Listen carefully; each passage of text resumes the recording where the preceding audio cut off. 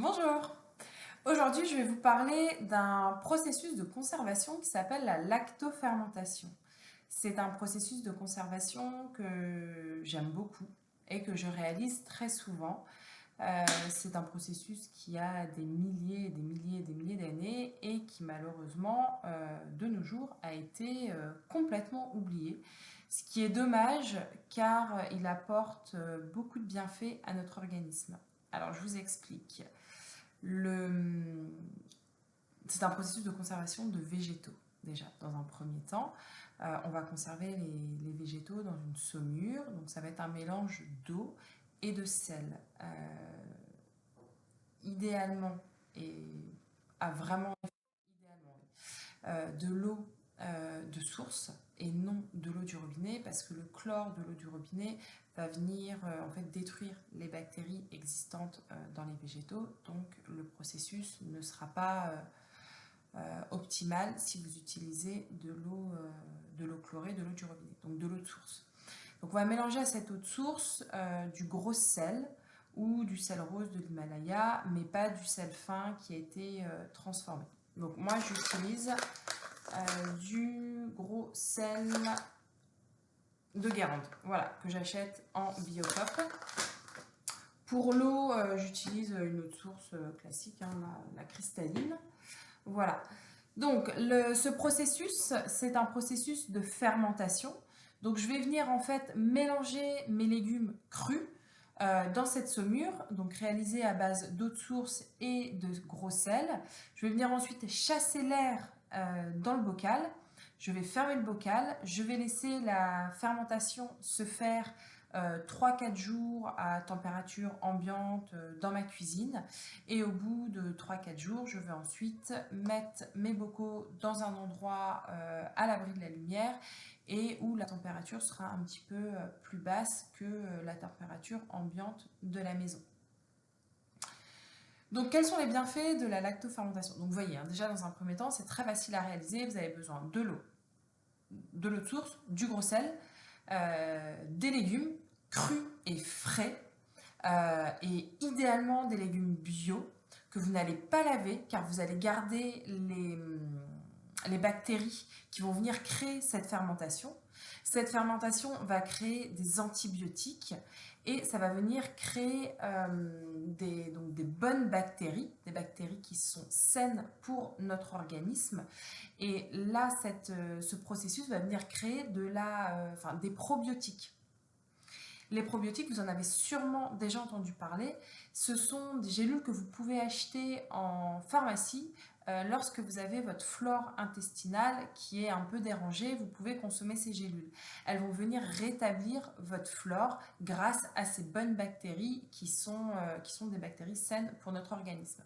Donc ici, dans ce processus de fermentation, on va venir créer des probiotiques. Donc ça va venir tout simplement aider notre flore intestinale à être en forme, à se remettre si on a été un peu malade, ou pour X raisons, si on a les intestins sensibles, si on est sujet à la constipation, si on est sujet aux diarrhées, ça va venir aider notre transit et rétablir notre flore. Donc c'est tout simplement une bombe atomique. Alors moi, je vais vous montrer comment préparer des bocaux. Aujourd'hui, je vais faire des bocaux lactofermentés de poireaux, car je viens d'aller ramasser tous les poireaux de mon jardin avant qu'ils ne soient plus bons. Et j'en ai ramené une bonne trentaine. Donc, vous voyez, là, il m'en reste encore énormément. Je pense que je vais faire une distribution... je ne sais pas comment parce qu'on est en plein confinement, mais je pense que je vais faire une distribution sur la route. Je mettrai un petit panneau avec servez-vous. Donc voilà, j'ai plein de poireaux. J'ai ce matin commencé par faire des bocaux de soupe. Donc j'ai déjà fait plusieurs bocaux de soupe poireaux, oignons. Donc je ne vous montre pas la recette, hein. Ça c'est relativement facile. Et ensuite, voilà, je m'attaque à la lactofermentation, qui est donc une recette qui est peu connue. Et c'est vraiment dommage parce que les bienfaits sont complètement fous. Donc je vais vous montrer comment préparer. Donc j'ai coupé mes poireaux en différents morceaux. Donc les blancs, Ici, je les ai coupés en rondelles. Alors, bien entendu, je vous le disais tout à l'heure, idéalement, ne lavez pas vos légumes s'ils sont bio parce que vous allez tuer les bactéries. Ici, pour les poireaux, ben, vous savez très bien comment ça se passe. Il y a plein de terre qui vient se mettre dans les tiges, enfin pas dans les tiges, mais dans les feuilles. Donc moi, j'ai lavé mes poireaux au robinet. Pas à l'eau de source, parce que j'en ai tellement que ben, je ne pouvais pas consommer un pack pour laver tous mes légumes.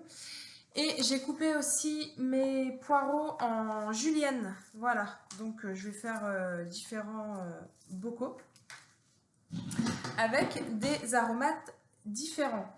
Donc ici, j'ai pris des feuilles de laurier séchées que j'ai fait tomber. Hop. Voilà.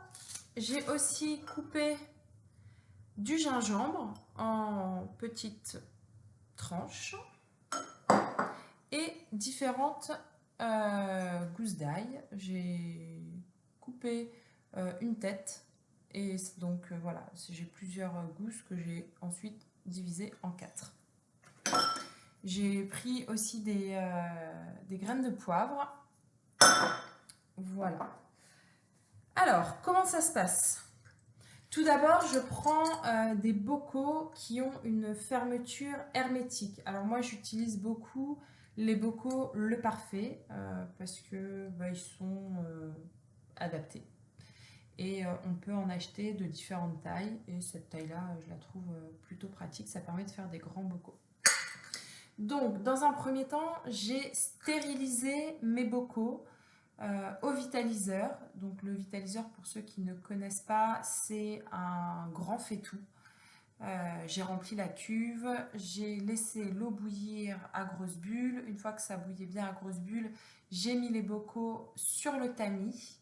Et ensuite, bon voilà, j'ai posé les bocaux sur le tamis à l'envers, j'avais enlevé le caoutchouc et je les ai laissés une dizaine de minutes. Je les ai sortis et ensuite je les ai posés sur un torchon sans les essuyer et ils se sont séchés tout seuls à l'air libre.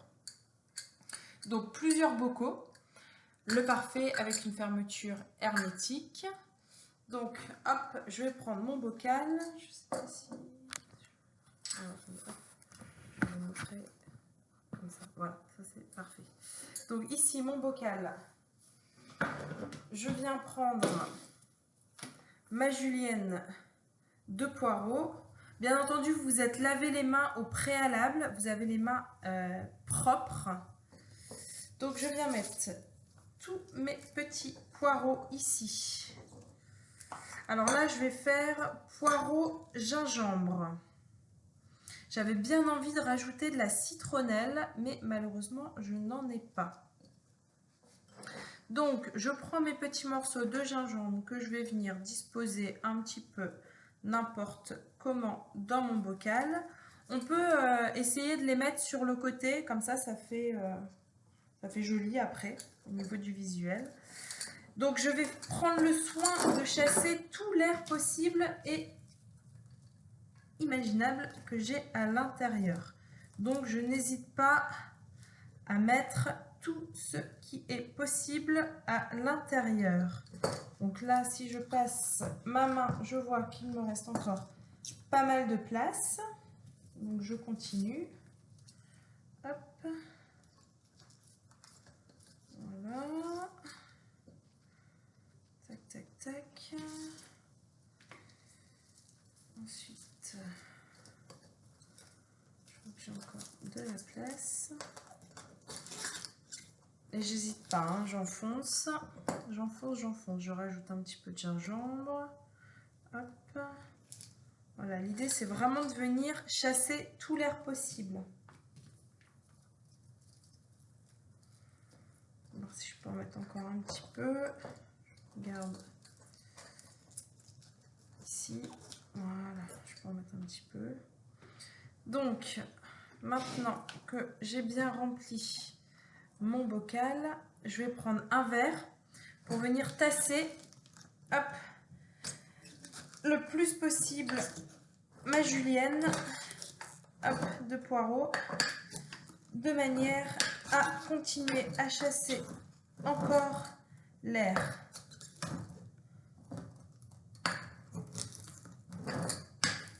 Voilà. Hop.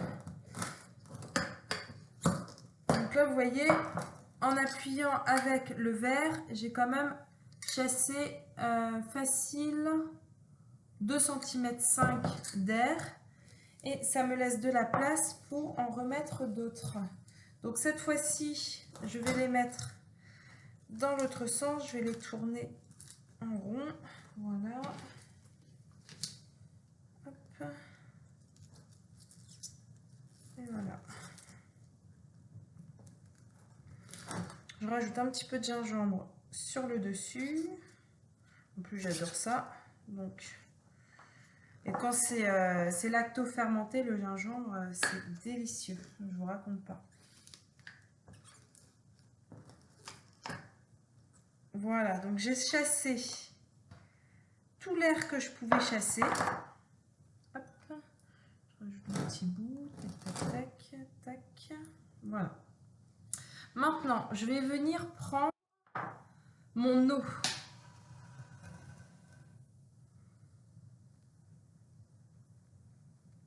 Alors, donc pour les quantités, comme je vous le disais tout à l'heure, j'ai pris 1 litre d'eau de source et j'y ai ajouté 1 cuillerée à soupe de gros sel.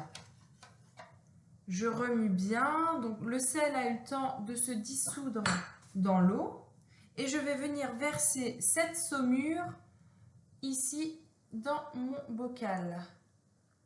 Voilà, donc je verse jusqu'à ce que ça arrive en haut. Je vais retasser un petit peu. Là, forcément, il y a un petit peu d'eau qui déborde. Je chasse l'air. Voilà. Hop. Évitez un maximum de toucher l'eau avec vos mains. Vous avez des bactéries sur les mains. Et c'est bien de ne pas en apporter d'autres. Voilà. Hop. Et ensuite, vous rentrez bien tous les légumes à l'intérieur. Vous vérifiez qu'il n'y a pas de légumes qui viennent empêcher la bonne fermeture. Voilà, hop, parfait. Et là, hop, je viens fermer. Voilà, donc là, je viens de réaliser un bocal de poireaux et gingembre lacto-fermenté.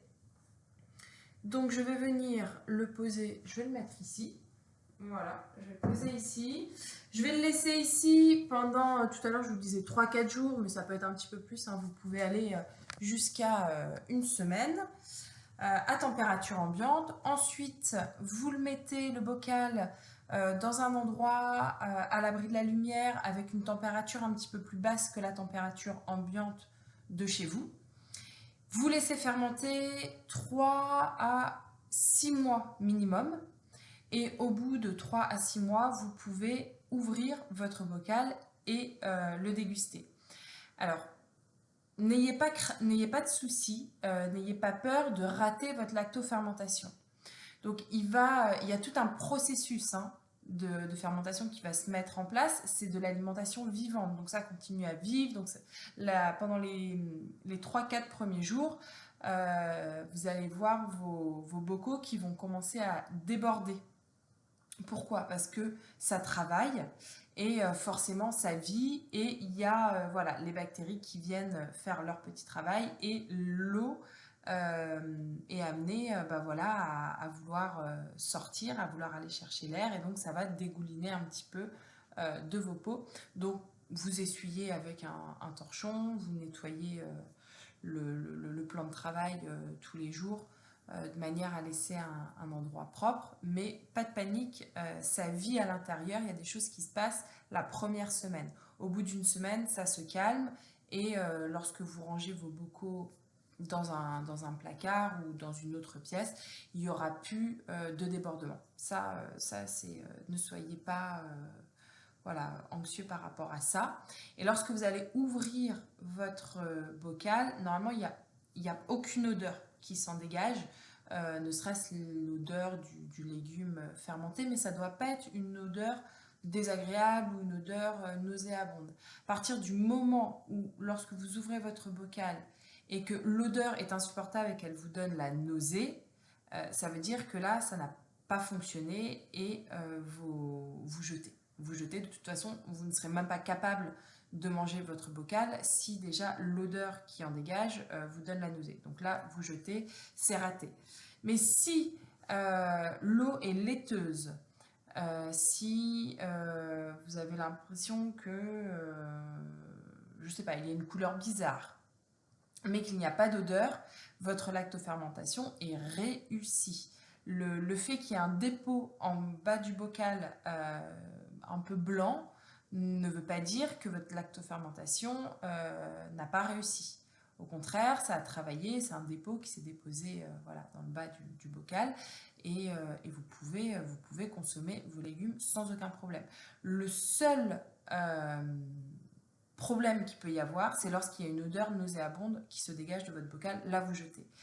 Moi j'en fais depuis 5 ans des bocaux de lactofermentation et ça m'est arrivé à 2 reprises d'en jeter. Et là je savais que c'était pas bon parce qu'à l'ouverture du bocal, je pouvais pas. C'était vraiment une odeur tellement immonde que j'aurais été incapable de toute façon d'avaler ce qu'il y avait à l'intérieur, tellement ça me donnait la nausée. Donc voilà, ne vous inquiétez pas, soyez patient et vous pouvez réaliser vos bocaux avec n'importe quel type de légumes. Donc là, je vous montre, j'en ai fait un avec les blancs de poireaux. J'ai rajouté du thym, pardon, pas du thym, du laurier. Et les petits points noirs que vous voyez, c'est des graines de poivre. Donc j'ai fait blanc de poireau, laurier, graines de poivre. Donc j'en ai fait 2. Voilà. Donc je vais les mettre ici derrière. Et là, comme il me reste encore un petit peu de blanc de poireau et qu'il me reste un bocal, je vais faire un dernier. Et là, comme ça, j'aurai 4 bocaux de poireaux lacto-fermentés que je pourrais manger dans... Moi, en général, j'aime bien attendre 6 mois. 6 mois minimum. Donc, dans 6 mois, je pourrais manger voilà, mes poireaux récoltés au printemps 2020, pendant le confinement. Voilà, donc si vous avez des questions sur la lactofermentation, n'hésitez pas voilà, à poser vos questions en commentaire.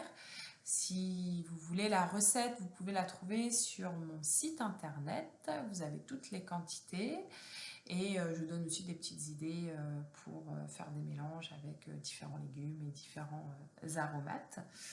Donc n'hésitez pas à aller consulter les recettes sur mon site internet. Et vraiment, je vous invite à procéder à cette technique de conservation au vu de tous les bienfaits qu'elle peut apporter à notre organisme. Et je le rappelle, notre organisme est un système vivant. Nous sommes des êtres vivants. Les végétaux sont du vivant. Et le meilleur moyen de venir alimenter nos cellules, c'est de les alimenter avec du vivant. Donc avec des végétaux qui n'ont pas été cuits et qui ont tous leurs enzymes et toutes leurs vitamines et oligo-éléments qui sont disponibles pour venir nourrir et alimenter nos cellules.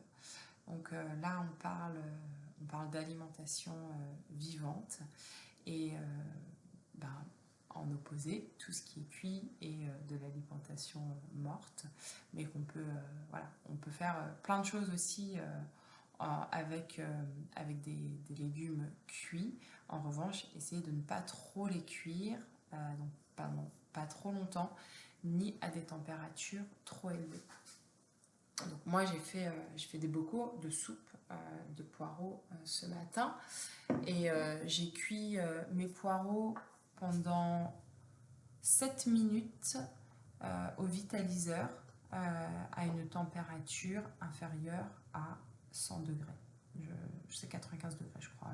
Le vitaliseur monte à 95, mais c'est inférieur à 100 degrés. Donc, et pendant 7 minutes. Donc je préserve une partie des nutriments présents dans les légumes que j'ai cuits. Voilà.